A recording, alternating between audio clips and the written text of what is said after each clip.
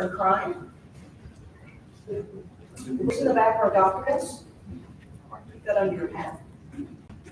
And we are here tonight for a very interesting program, never before revealed in the history of the world that Washington County, Maryland was the place that the civil rights movement began in our country. Here to support this wild claim is Dr. Maliskas. I will let him do most of the introduction. I just wanted to remind you about two more talks with three more we have in this fall season of Macaulay Lectures. October 9th, which is a Thursday, keep that on your calendar, it's not a Monday. We'll have a Washington County Jacob Brumbaugh, 1726, 1799, a Washington County Dunker farmer and patriot of the Revolution. We're going to learn about him. November 3rd, a Monday again. Part of the whole week, first week of November, which is a tribute to Jonathan Baker, the founder of our city and our county.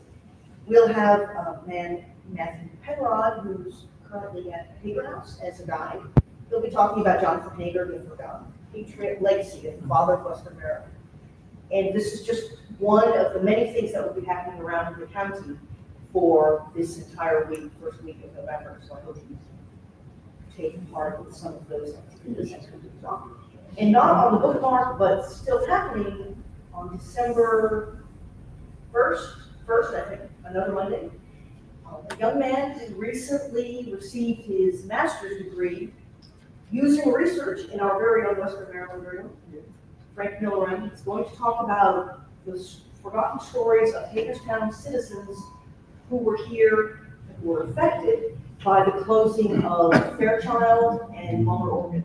And he has a lot of fascinating stories that he's uncovered during his research. So I think that'll be a really interesting talk. I hope you'll come and give him your support. He's a young person who's interested in history, so we need that kind of person. We need them around.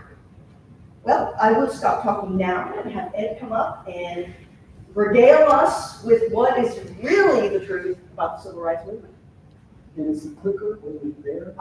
It is here. Okay, good. This one should go forth as you press that little Well, button thing.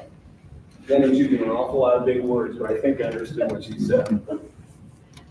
Yeah, my name is Ed Maliskas, and thanks for coming out. This presentation arises from the merest of chances. In February of 2008, having spent the previous 20 years in Miami, Florida, we moved up here in February, and we had no liquor closed. And so we went to L&L Consignments. It was up a couple of blocks from here. That was run by two sisters, African-American twins, Lola and Leela Burnett. And Lola was out the shore. Her brother-in-law, Wendell Green, was just kind of minding the shop while my wife Judy was shopping. There were oldies on in the background. And one of my favorite, if I remember correctly, was like a James Brown song. And I said to Wendell, you know, when I was a kid, I was in a band that played that song. We jacked some more. And then a song by the Temptations came on. And I said, well, we played that song too. And said, you know what? You would really have enjoyed John Brown's Farm. I don't know what he's talking about here. Why is that? He said, when I was a young man, I used to go to dances down there. That's okay. Was this John Brown the abolitionist? And he said, oh, I have no idea. Well, I said, was it a jukebox or did you see some bands? And he named several acts who were like Fats Domino. And so I was a history major at the University of Illinois and occasionally went to class, which helped a little bit when I was writing this book. And also a member of Eddie of the Sensations. I wasn't sensational enough to be a sensation, so it had to be Eddie of the Sensations.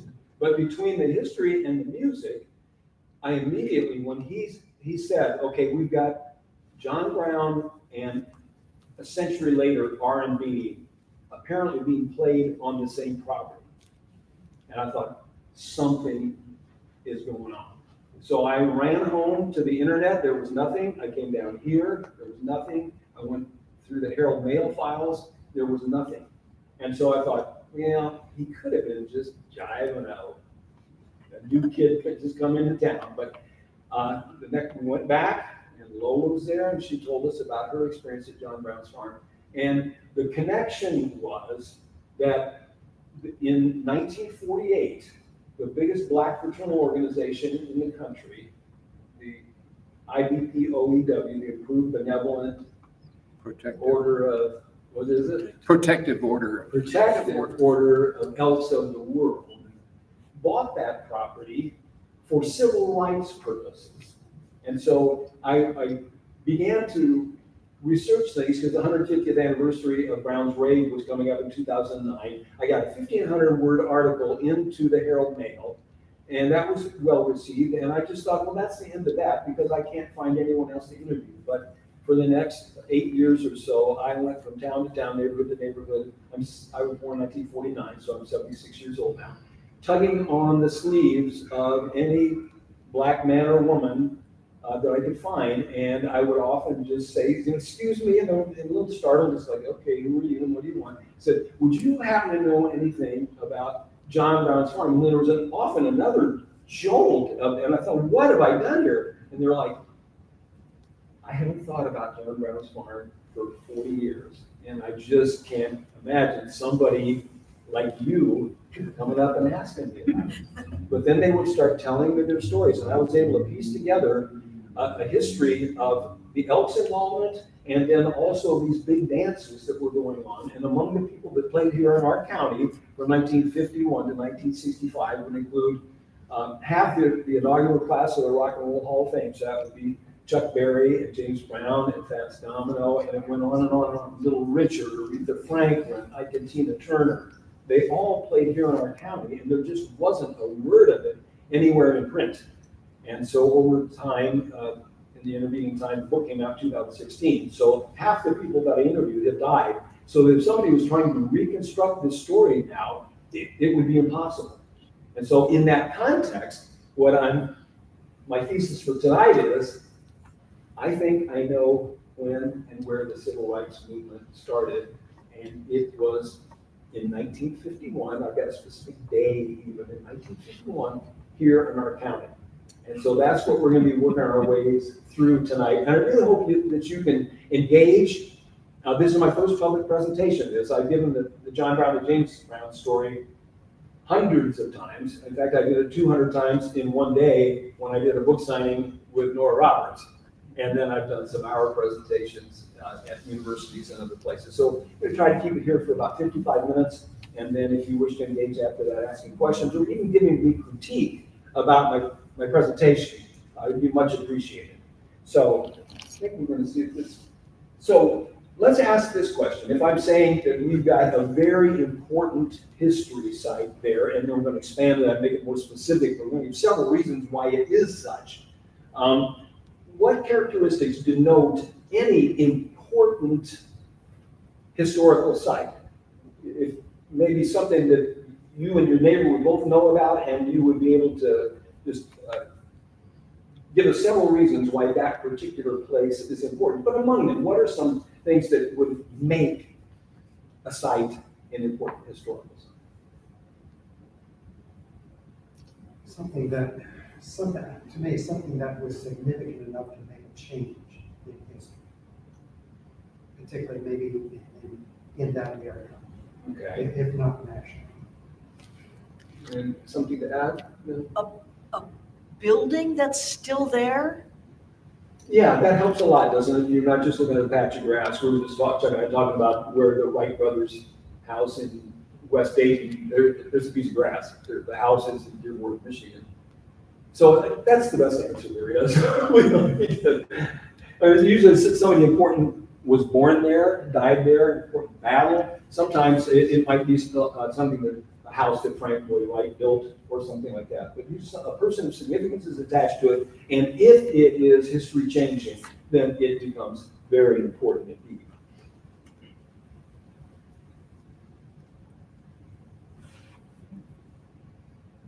What would you say, I think maybe the top 3 or 4 or 5, but what would you say is probably the most important historical site in the United States? White House. The White House, I heard. Concord. Concord. Oh, for the battle, this is the Revolutionary War. Okay, yeah. Independence Hall.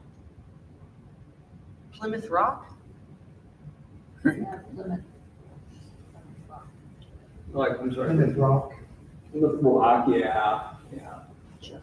So I would go personally, doesn't matter, but I would personally go with Independence Hall.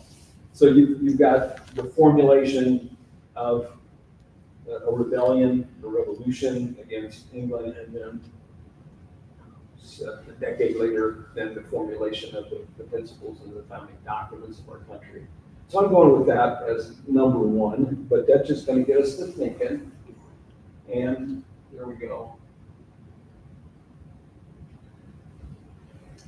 Without looking at your phones, what would you say are some of the most important Black historical sites in the United States? General, I think the eastern shore of Maryland is pretty important for American government. Okay.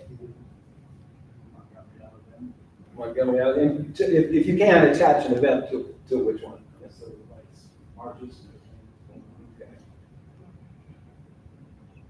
Birmingham. Storer College. Yeah, there's a lot going on there for sure. Yeah. Some of the other ones cited would be the Woolworth counter in North Carolina where the sit-ins happened, or the Selma with the bridge, and I already said the Lorraine Hotel where Martin Luther King was assassinated, at the steps of Lincoln Memorial where I had a dream speech. So we've got those to consider. And if anybody's interested in seeing, well, let's have a list, because 50 best historical sites in America are not just Black history sites, but they give you an idea about what popularly people would regard as something that is an important site of any type. And this I found was interesting. It wasn't particularly detailed. So if that's something you would like to look into here, because I am already now making the case that John Brown's farm here, or the Kennedy farm in southern Washington County, is, I believe, hands down the most important Black history site in the United States. And I'll give you the three main reasons for that. The values there are important, and it's my fondest hope that this place becomes a significant historical site for a fourth time, because what that would mean is that people became aware of the first three pieces of it and said, I want to be part of promoting the values of this place. So John Brown initially, in his battles for equality and fraternity of the races, he felt that those were biblical values, that they were American values, and that he found them to be very practical values, but just the politics and the sociology of the United States, that Brown was almost unique among even the abolitionists of believing in the fraternity of the races. I think if you saw the movie Abraham Lincoln, they're asking, oh shucks, who is the congressman who kept getting asked about the 13th Amendment, kept getting asked, Thaddeus Stevens? You sure? Kept getting asked, do you believe in the equality of the races? And they were going to pin that on him and shame him for it, try to ruin his political career if he said that. And he said, I believe in equality before the law. And so he was stopping there. He was not willing to say that social equals, intellectual equals, anything else, friends, anything like that. So John Brown was virtually unique among even the abolitionists for this idea. And then as we have the idea of how many people have been to the Kennedy farm or been to John Brown's farm down there? On the Gold Coast. How wonderful. And it's really, I have a sense of history just going down some of those winding roads and seeing some of those old buildings there, and just really imagining a couple of miles away, the Battle of Antietam, to be back in the day where gigantic armies could be passing each other in opposite or adjoining valleys and not even knowing that they were there, and that kind of thing. And then to find that out, a scout finds that out, and then the skirmish, and then we end up there just maybe 2 miles as the crow flies from Antietam battlefield, and 3 miles from Harper's Ferry, is in this own little valley there is John Brown's farm. The values there are, one of the principal ones is liberty, and there are three essential components to liberty. The first is essential liberty. That's freedom of person. So if you have essential liberty, that means you are not a slave, you are not being kidnapped, and you're not being unlawfully held in a prison. And so John Brown, he effectuated in a very short time the gaining of essential liberty for America's black people. And so in 1859, it looked for all the world that it was conceivable that the Western Hemisphere would have been probably from the Canadian border to Patagonia. There were at that point 12 million slaves, about equal amounts in the United States, in the Caribbean, and in Brazil.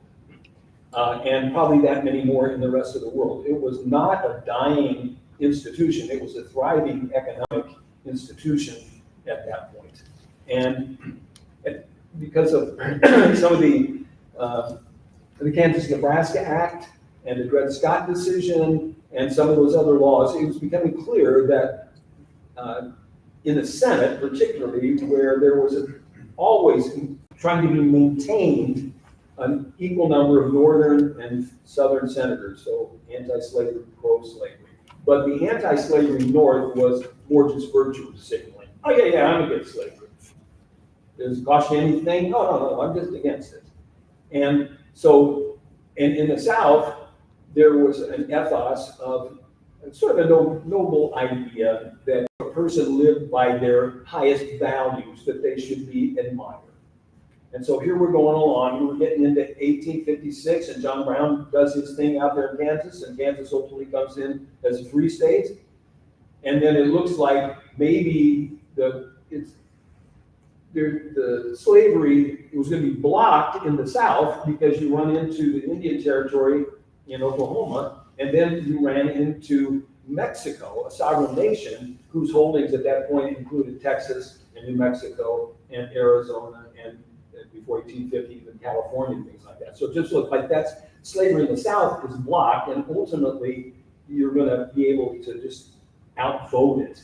But then with the Dred Scott decision, the Supreme Court of the United States said that slaves are property, and if a Southern man takes his hammer to Maine, it's still his hammer. And if a Southern man takes his slave to Maine, it's still his slave. And so that, in effect, legalized slavery throughout the United States.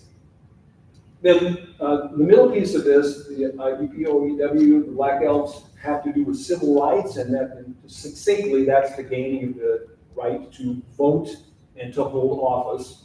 And then the third piece is rhythm and blues and civil liberty. So all these stars of R&B that are coming down there, and they're honing their craft in special ways, because these dancers were a lot bigger than most of the dancers in the United States to begin with. You have large venues like the Apollo Theater and the Royal Theater and the Howard Theater, but those were all people sitting in chairs watching a musical. At John Brown's farm, these were people who came to a dance. And for the first, I don't know, dozen or two people I interviewed, like, what do you remember about the artist? Like, nothing. And I started thinking, okay, I don't get this. I mean, if it was me, I would have paid attention to that. What's going on? So I think, well, it's 50 years ago. Probably adult beverages involved. And they're like, no, that's not it. That's not it. I was going to a dance. And if James Brown wasn't going to play good that night, we would tell him, go take a break. We'll put on the jukebox and bring it, or go home. And so it was a place where the artists felt the pressure to perform. One of the things I couldn't believe for a long time was there was a gal that I really admired down there. A lot of those kids that went to those dances ended up being the first African-American to go to West Virginia, the first African-American to work in the White House and all that kind of stuff. But as they were, one of those women was saying, we made Tina Turner. How did you make Tina Turner? How did you make Tina Turner? Oh, when she first got here, she was like, rolling, rolling, rolling on the river. And we would just egg her on until she became the Tina Turner you see today. So this then ends up, this American music form gets picked up by Elvis Presley, and then before you know it, there starts to be integrated bands, doo-wop groups that are part Puerto Rican and part black, and then you start seeing Italians getting involved in the same type of music. And then before long, you've got Jewish people getting involved in that music. I think that I was adding it up, and there was something like, of the 70 or so bands, acts that I saw at John Brown's farm, fully a third of them recorded songs written by Jewish people. It's like, oh, how'd that happen? Well, Carole King is Jewish. Burt Bacharach and Hal David are Jewish. And Lieber and Stoller, the guys that wrote You Ain't Nothing But a Hound Dog, made it popular first by Big Mama Thornton, but later by Elvis Presley, she's Jewish. So this music then became America's music. So in 1954, Brown versus Board comes in. The northern schools, and to Hagerstown's credit, they did what was right in rather short order. They built what became South High, South Hagerstown, and they integrated the schools the following year, but in the intervening year, they gave the white kids, if you want to go to North School, you can. For the black kids, if you want to go to Hagerstown High, you can. But next year, we're going to integrate. Well, south of the Potomac, they defied the federal government, the Supreme Court and the federal government, for another 11 years. The schools in West Virginia and Virginia and further south didn't integrate until 1965. So when these dances are going on, you've got kids coming from up here, they're going to integrated schools. You have kids from down there, they're going to segregated schools, but they're listening to the same music. There's almost always there were some white kids there. But once the schools integrate, now you've got a black kid and a white kid playing trombone together in the school band, or on the same track team, or in the same chemistry class, and then talking about what kind of music do you like. And for a little while, the white kids were going, well, the song I like best is How Much Is That Dog? So hard. And what do you like to listen to? And he's like, I like to listen to Little Richard. You ever heard of the So this, the idea of civil liberty is that kids, even from Hagerstown, prior to 1954, this was a sundown town.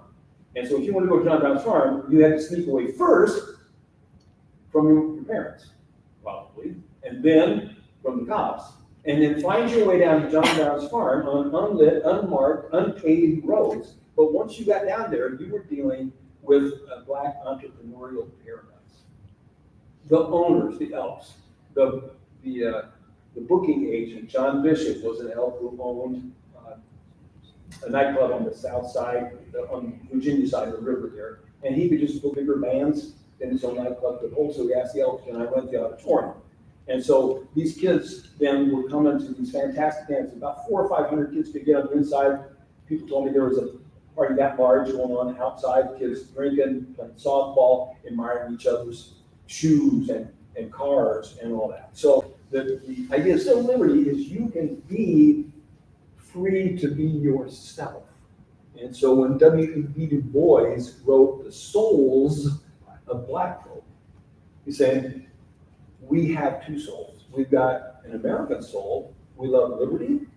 We love the food and the language. And we love a lot about what's going on here, but we also have an African soul.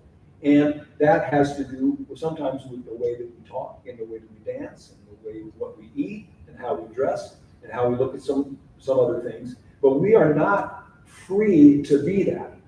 We have to pass, like maybe we had a slaveholder as a grandfather or something, or we would have to straighten our hair, or we would have to speak a certain sort of English, and even then, it'd be like, hey, what are you doing walking on this sidewalk? And so there was not the freedom to be yourself. And so I believe America is moved along pretty well with essential liberty and civil rights, but we're still messing, or haven't really come to an agreement about civil liberty. And we're tossing grenades back and forth. Sometimes it'd be like, well, that's cultural appropriation. You can't do that. Or it's like, you know, oh, you're talking white. You can't do that. And the bombs go back and forth. But if Du Bois is right, and I feel so badly for that guy, he really had all this stuff going on, and then at the end, he was like, I give up. I'm going to Africa. I'm just giving up. I don't think America's going to pull this off. And so I still have the hope that we can say, W.B. Du Bois, you were right. America has two souls too, because we have been black and white from the beginning. Right at first, there were Native Americans, but our culture has not been all that affected by Native American culture. Really, we got some place names, but I don't see any Native American influence on American popular music, for instance. Nobody we know also speaks that as their second language or gets included in things. So in the 1790 census, there were only three categories. There were free whites, free blacks, and slaves. And so if you work that out, it was about something like 80%, 85% white and 15 to 20% black. And that stayed remarkably similar all the way through 1960. There was very little variation. And so our soul in the United States is black and white. And I think we need to buy into that. I really do think that we need to go, yeah, this is America. This is what we bring to the world. We bring to the world liberty. We bring to the world our music and our freedoms and all those sorts of things that we, the turmoil our country is in and has been in for the last, I don't know how many years, but it's pretty serious. And it's not 1967, 68 yet, but it's pretty serious. And a lot of this has to do with us and them ideas. But so I think we need to get to us. Us, we Americans, we're black and white in our souls. That is us as a foundation. And if we can straighten that out, then I think we've got hope for straightening out some of the other things that divide us. And then maybe we can be that city on the hill that says, you want essential liberty. There are tens of millions, perhaps hundreds of millions of slaves in the world. Right now, only 8% of the people in the world live under a functioning democracy. There are more that live in name only. You have an election, and then it doesn't matter who you voted for. Person A is going to get in. So there's all this going on. Okay, so my contention tonight is then that the civil rights movement started here in our county in 1951. So this is going to get a little academic for a while. It's like we have to say, what is a movement? So a civil rights movement is a type of mass social movement. A revolutionary social movement promotes a replacement of existing values. So you can have the overthrow of a government, the French Revolution, something on that order. And then to a large extent, the American Revolution was calling Great Britain to live up to let the colonists live by the same standards as the British citizens were. It wasn't that great in Great Britain at the time, but it's like no taxation without representation. We'll fight you. We'll throw your team to Harvard over this. A reform social movement seeks to preserve existing values while advocating improved means of implementation. And it's important for us to know that the Elks saw what they were trying to do, civil rights activity. They saw this as a reform social movement. John Brown, he was the first. I always thought there was two John Browns, but from American history, when I had it with Professor John Blair back in 2012, the all reason what I'm saying, if he was like the first European abolition, like Frederick Douglass would have been the first African American, the trade-off would be the tip for tax. So I learned about that a long time ago. I love this. So social movement is a loosely organized but sustained campaign in support of a social goal. These are definitions from different sociologists, by and large. So each of the bullet points is a different sociologist. And associated with persons in common purpose who cooperate across an extended period of time to affect social change. So if there's a bunch of people in the streets of New Orleans and Mardi Gras, and something religious or political comes up, and they go tearing down the streets and riding down the streets, that doesn't constitute a social movement there. That's just a crowd event. And then it involves collective challenges to elites, authorities, or cultural codes by people of common purpose and solidarity in those challenges. And they go, you're not doing something right. And we're banding together to help or to call you out or whatever it is, and that can vary. So the primary characteristics are campaigns, repertoire, and displays. Just these, we're going to get back to these, but just let you know, there are categories of things that are the primary characteristics of mass social movements. And these are attendant features, these are not essential, but this also helps to flesh out, okay, we got a real social movement going on here. Participants are energized by the belief that committed people can affect change by working together in pursuit of a common goal. So if you don't believe that, you're going to have to take a different tack to something. You may start running the guillotine if you don't believe that. And the resistance strength of entrenched powers requires a sustained effort on the parts of those challenging. So what we've seen, I think, from my perspective at least, you got a lot of people who get elected as to the House of Representatives, thinking they're going to go in and they're going to go change Washington, and at the end of their first term, they seem to be co-opted. They're not saying the same things that they were saying anymore. And so the deal is those entrenched powers, whether you believe that they're spiritual, a lot of people do, and I can buy that, or simply political or sociological or economic, that the people who have got theirs don't want to give it up generally. And then a short-lived impulse give way to long-term activities that occasional and localized become widespread and sustained. So we're just going to see there's an activity between activity. There's a difference between activity and a movement. There are stages within a movement. So a visionary designer, and I think I want to go to my notes here. I'm finishing up a book here, but the emotional energy necessary for a mass social movement is often triggered by some imaginative, passionate, and bold visionary leader. And among those who would qualify that would be Jesus Christ, William Wallace, Joan of Arc, Mahatma Gandhi, or John Brown.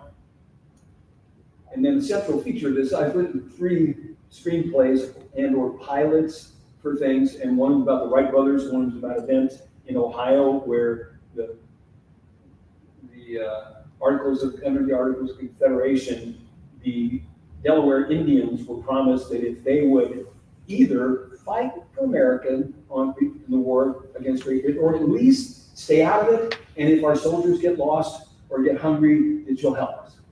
And if you do, then if we win this war, then Ohio will come in as the 14th state with Delaware representation. And instead what happened is there were several model villages of several hundred apiece, so somewhere between 500 and 800, mostly Delaware Indians, had been converted to Christ by the Moravians and organized into these model villages where in the midst of everybody else getting drunk and white scalping Native Americans and vice versa, and just all this mess, here are these model villages, the Native Americans intermarrying with Europeans. And some yahoos in the Pennsylvania militia took umbrage with that. Some Indians killed some of the settlers' wives, and those guys were thinking, the only good Indian's a dead Indian, and they went and slaughtered 196 men, women, and children there in those Moravian villages. And from that point on, the Native American war leaders said, that's it with treaties. Fight, fight, fight. So, secondly then, so that in the hero's journey of the scripts that I've been writing, they all take that tour, and what happens is that the hero often does not live long enough to see the success of the movement. They're so threatening that they usually get bumped off. And so the names that I gave you were Jesus Christ, William Wallace, Joan of Arc, Mahatma Gandhi, and John Brown. And then as the leadership stages move on, then there's often a charismatic developer over that time. And so Jesus had his apostle Paul, Gandhi was succeeded by Nehru, William Wallace by Robert Bruce, and John Brown by Abraham Lincoln. And Lincoln, you can read it in his writings, and he looks to John Brown for some of the ideas that he had going forward after the Civil War ended.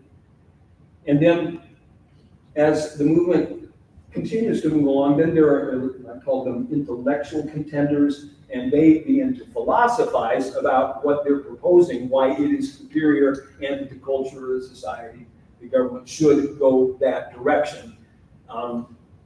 In the case that we have before us tonight, the Elks leaders tended to be of two kinds. They tended to be lawyers, and they tended also then to be clergy. And we'll get into that a little bit deeper. And then finally, once you clearly have a movement, then at that point, probably the movement is established at that point. And that's where you're looking at here for John Brown's farm and the timing. But at that point, then the organization, the movement begins to act like a victor.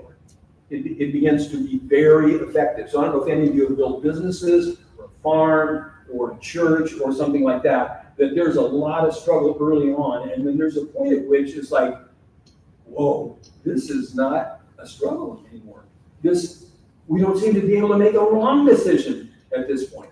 And so that's, at that point, once you've been through the other steps and you've got that fourth step, then you know that the movement is already underway. And so we are going to eliminate several other possibilities as the starting point for the civil rights movement based upon the success that we're proposing here. I'll just put all three of these up. So as I finished my book, John Brown to James Brown, Big title. The Little Farm Where Liberty Budded, Blossomed, and Boogied. And one of the people there, well, the people were kind enough to endorse the book, Joanne C. Benson, who was from Hagerstown and is now the Maryland State Senator in the Eastern Shore, John Fry, who's the family curator of the Western Maryland Movement here, Dr. Peggy Copeland, who is the head historian for the Elks, and then South Lynn, who's the owner of John Brown's farm, that family. And so one time Judy and I went to Philadelphia to meet with Dr. Peggy Copeland, who was the historian for the Elks. And when we got there, she had this book under her arm. And as soon as she thought we were cool, she let me look at it. Valuable stuff. Then also there was a prior book, a previous history of the Elks that just ran through 1954. So it kind of stopped in an era that I needed to know more about.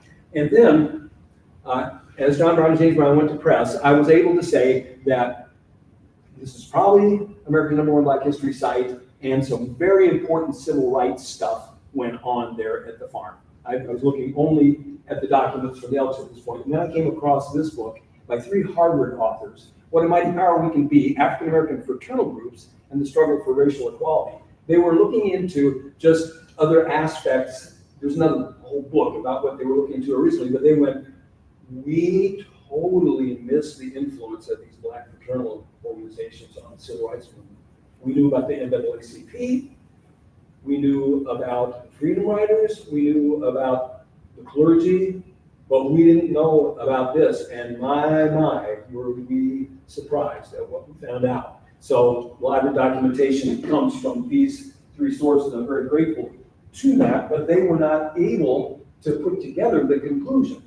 They were all adding some of the grist, but weren't able to make the conclusion I'm making here. So they're usually one or more organizations that give identity, leadership, and coordination to the movement, but the boundary of the movement are never coterminous with the organizations. And so time's flying here, but the documentation is in this What a Mighty Power We Can Be, where they say that ultimately on page 210, given the national aspect of the Elks, so 40% of their lodges were in the South, which meant that's the battleground at that point.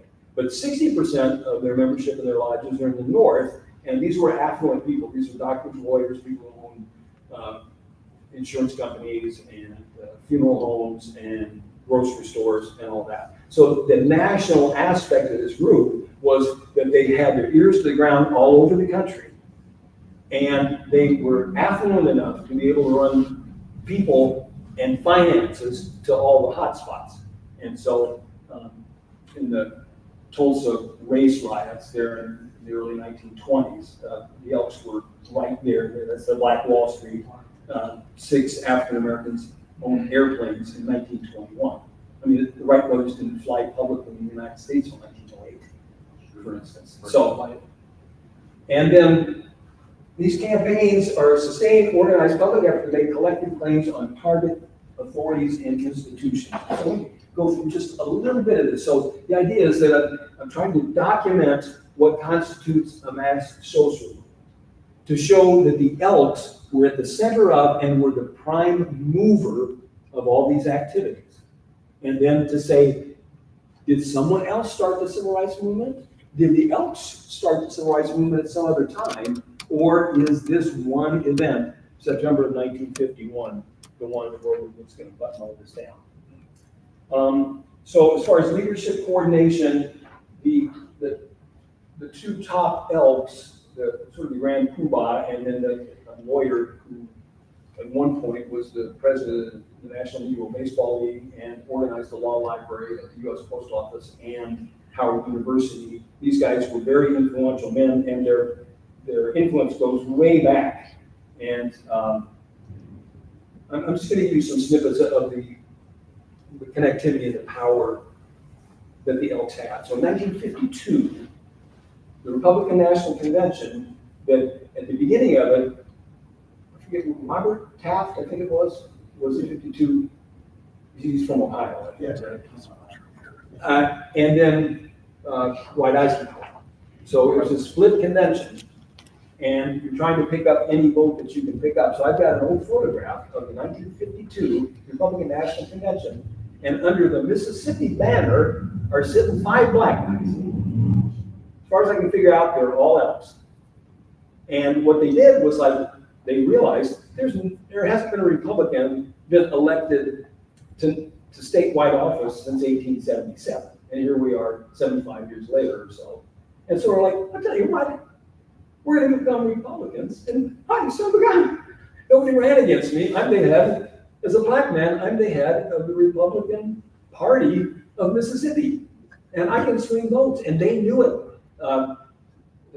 FDR had a smattering of black votes in the 1932 election, and so he invited these Elks in to say, what can I do? And they said, if you really are serious about wanting to get the black vote, here's what you could do.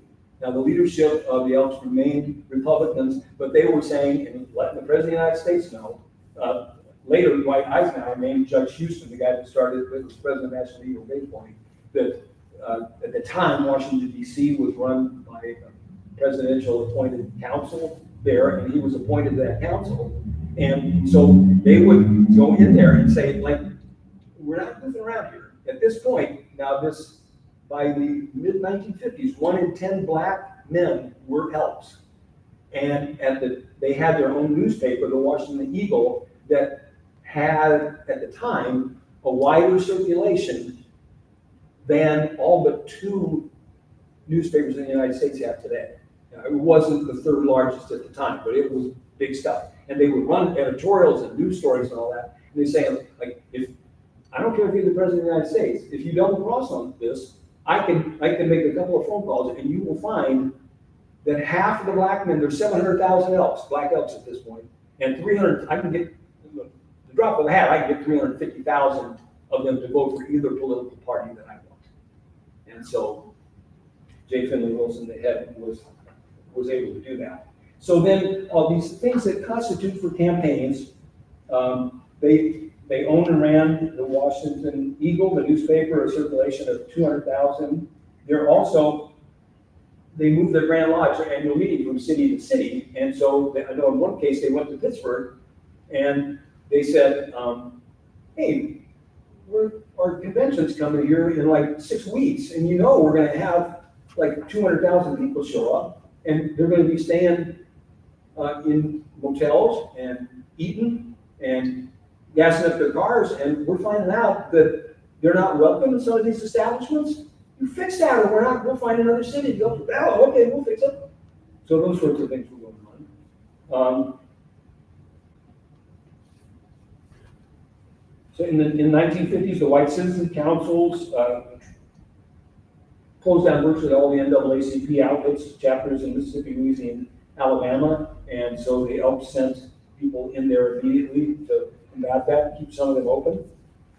Repertoire is another one. This is the employment.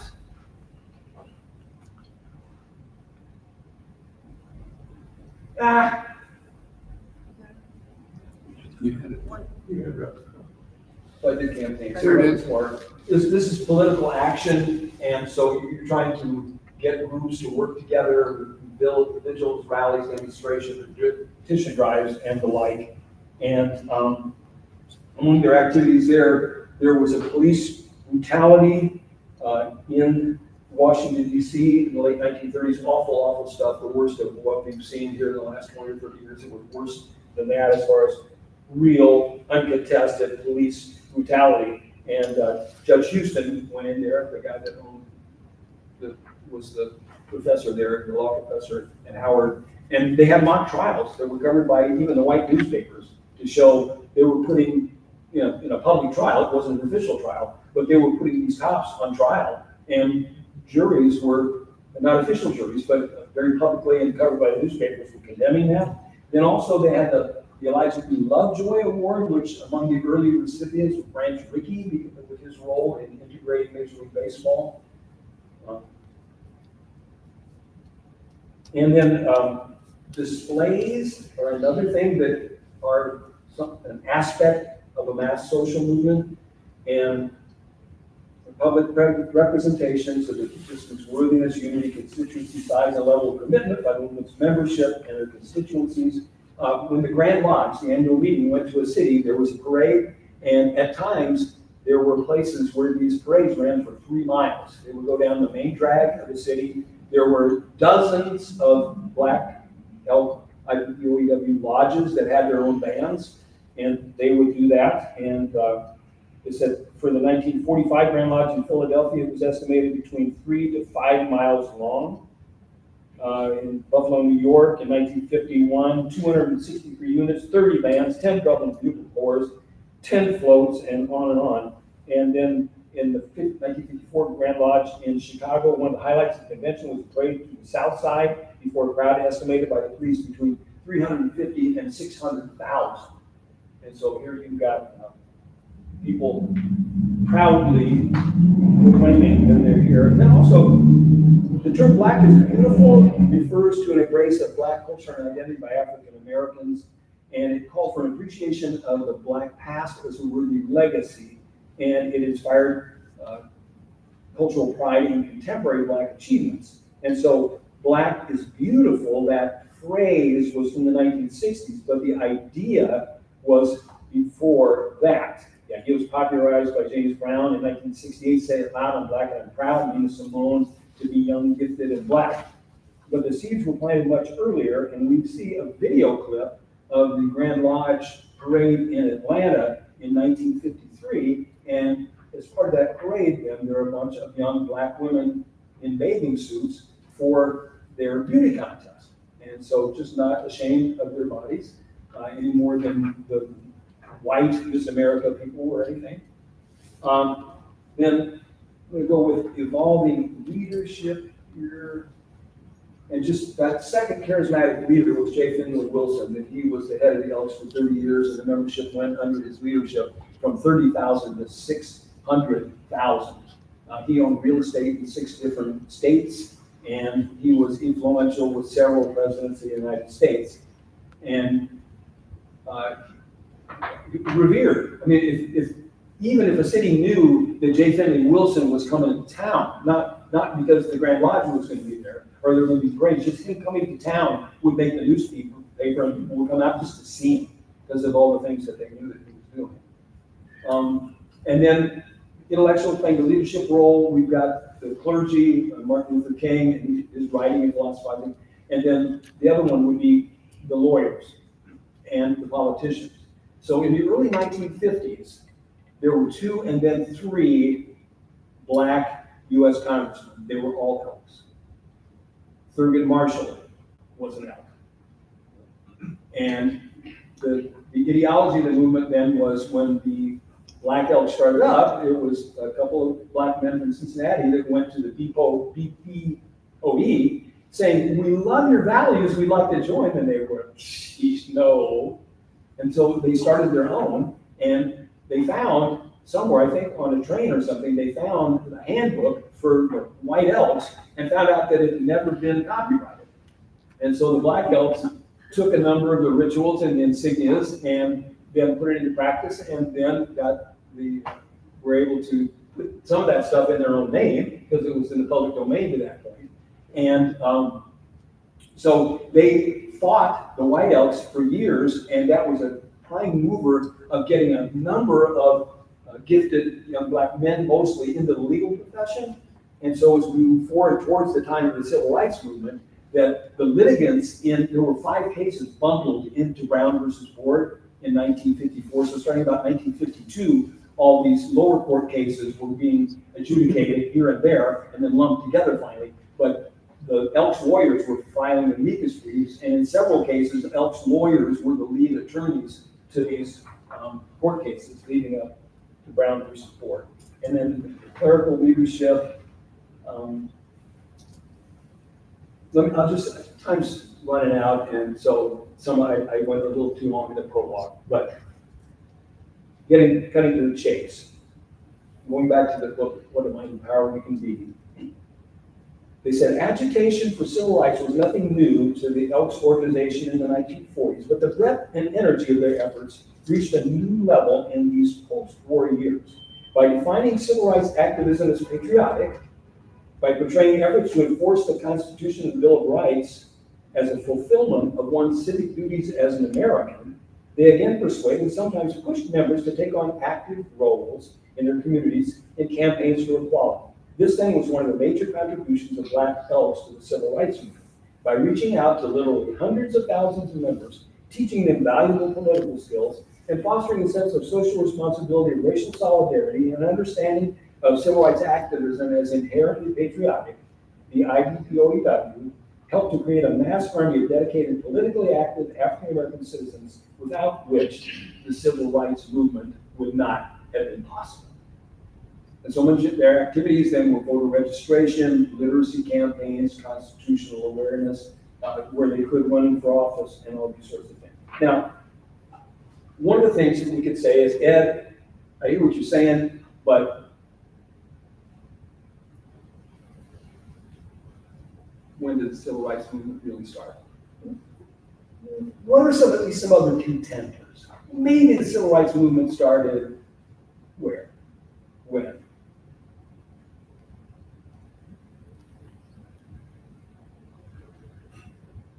So one of the things we need to differentiate, there's been civil rights activity for a long time. And then there was momentum, and then there was movement. There's evidence. And I think that I already go past that little campfire. So the activity, the civil rights activity, is putting in the kindling, putting in the firewood. And at some point the match is struck, and then after that, we're having s'mores and hot dogs. But so there has to be a certain amount of activity and coalescing, and then there has to be that match event, that time where somebody says, all right, the football coach opens the doors and sends these guys out on the field. Some of the other candidates, I would say very quickly, and I've had some people argue with me vehemently in some cases, but Strange Fruit was a song by Billie Holiday in 1938 where the strange fruit was black people being lynched and hung from trees. The Highlander Folk School did Martin Luther King and, oh gosh, who's the woman that integrated the bus system? Yeah. They did go to that Highlander Folk School, but they didn't get there until about 1955, 1956. Up to that point, Highlander Folk School had been kind of a communist sort of a thing with organizing coal miners and things down near Montego, Tennessee. And so they saw the civil rights movement as a subset of some of the things they were working on. But by that point, civil rights, by the time they got there, the Brown versus Board had already occurred. And my contention is that Brown versus Board is an outcropping of the prior start of the civil rights movement. And so there was court cases before that and on. So, and then there could have been other black fraternal groups and gatherings, and they weren't important, but by and large, they came under the rubric of the Black Elks. And then you've got other candidates, Brown versus Board 54, and Emmett Till's assassination in August 55. 6 weeks before that, one of the head Elks was also brutally murdered and by lynching there, and that was George Washington Lee. He was the head of the Elks Department that originally wanted to buy and maintain the John Brown's farm as a place of inspiration for the civil rights movement. And then the Montgomery bus boycott, but we're past the time when I'm saying that, yeah. So the civil rights movement begins because it's linked to John Brown. So the Elks find out through the head of the local Elks here on Jonathan Street, a Jamaican man named Leonard Curlin, who came here right after the World War.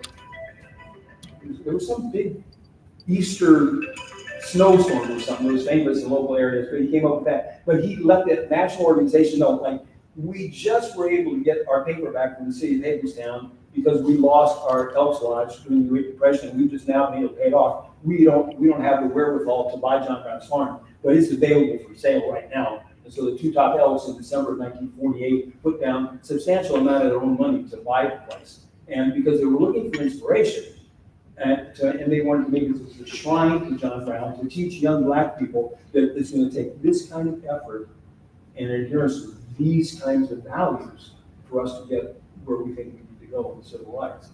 And then the event itself, I'm saying that this is September 22nd, 1951.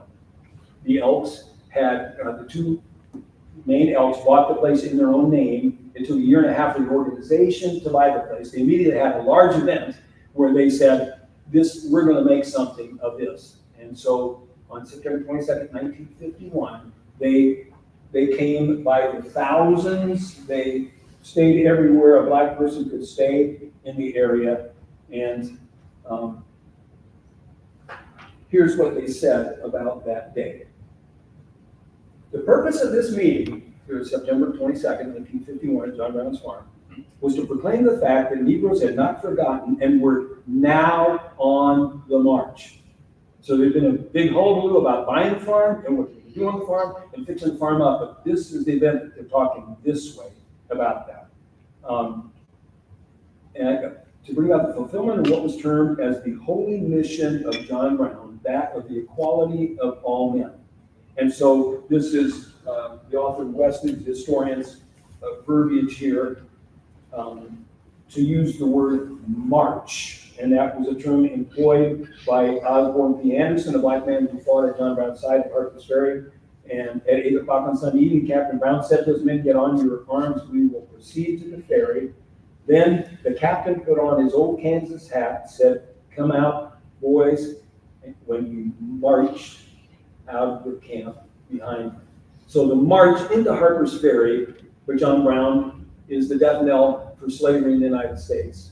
This new proclamation of a march towards the second aspect of liberty, of civil rights, then is happening at the same place. They were emulating, even consummating the march of John Brown.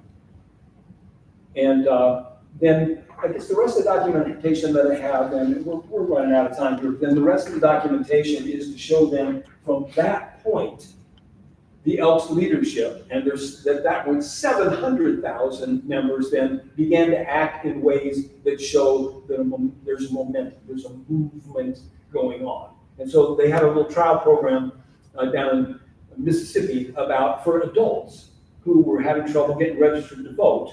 And so they were doing a literacy program and then also constitutional awareness, because they would learn to read and then go to register to vote when some Billy Bob and Tommy John were saying, like, "Well, boy, you think you're going to vote now? Well, just tell me, what's the second paragraph of the Sixth Amendment to the Constitution?" And so the Elks went back and said, "Well, I guess we got to figure that out too."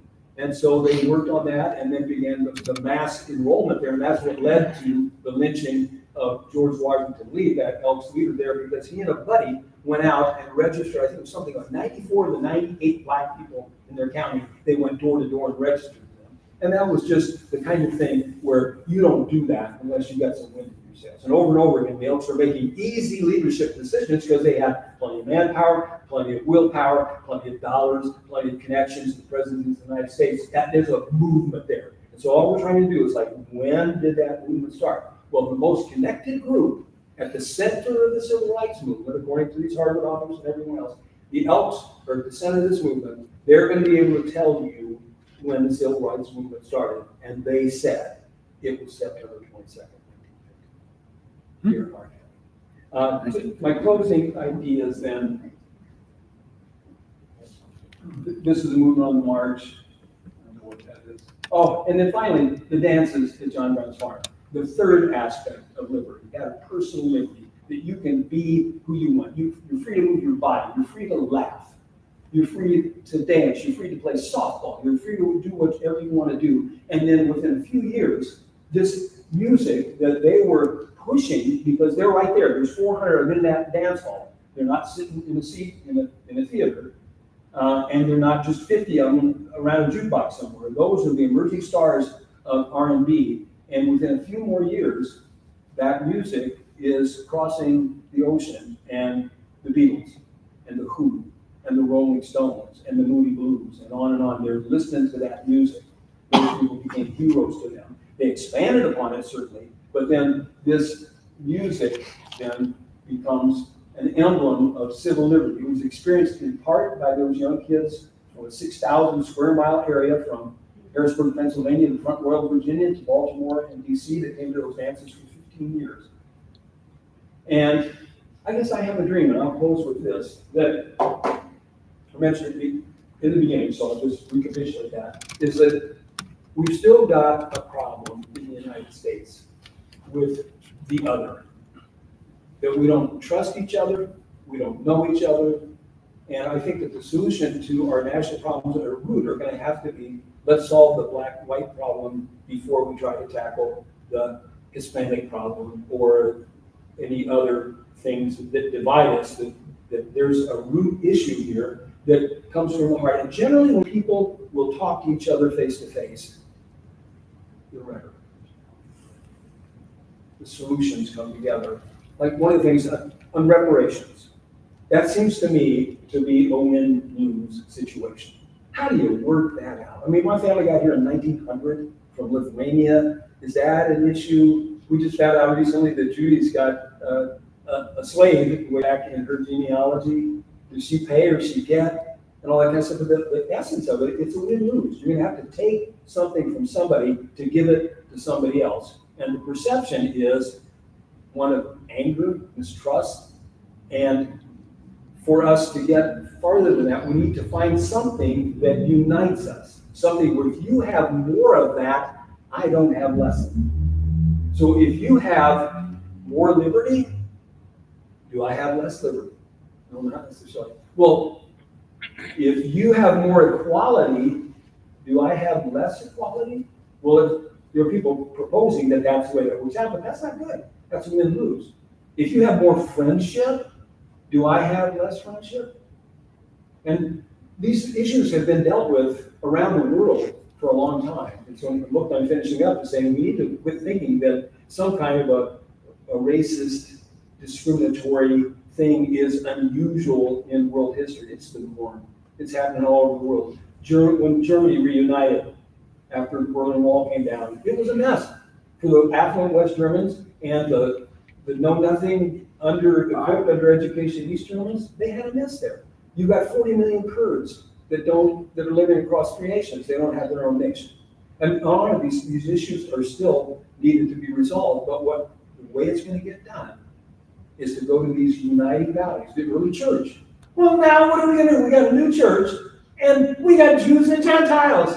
That's never going to work. That's going to get we're total opposites. That's never going to work. Well, in Christ, there's neither Jew nor Gentile, slave nor free, male nor female. Figure it out. You have to focus on what you have in common that's a blessing. And what we have in the United States, not perfectly, what we have is liberty. It's precious. And we've got the capacity for friendship. That we can build an America that's black and white. If we get the foundation right, then we can raise it. Is that the end?